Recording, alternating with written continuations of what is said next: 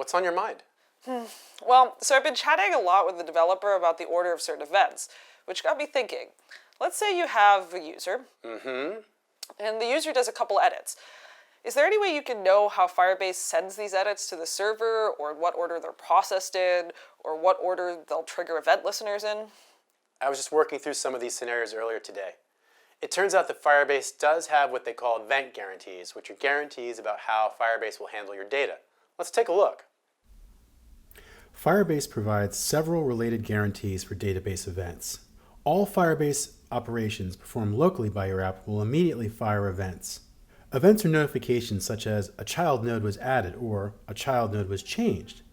This is helpful when there is network latency or a loss in internet connectivity. In these situations, when connectivity is reestablished, the app will receive the appropriate set of events and all the clients will catch up with the current server state. Another guarantee is that of eventual consistency. This means that events will eventually reflect the correct state of the data, even when temporary events such as separate clients writing similar changes to the database at approximately the same time prevents an immediate update to the database. After some time passes, the database will become consistent with all the changes. A third guarantee is event order. Writes from a single client will always be written to the server and broadcast out to other users in order.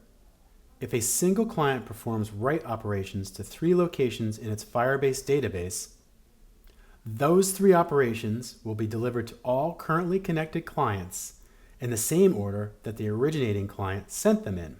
Finally, Firebase guarantees that whenever something is read from the database with a value event type object, for example, add value event listener or add listener for single value event, it is triggered last.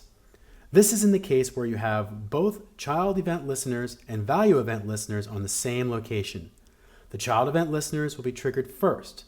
So when data is stored or when it changes, the order is data is written or updated, the data is then synchronized to a data snapshot, child events are triggered, and then the value events are triggered.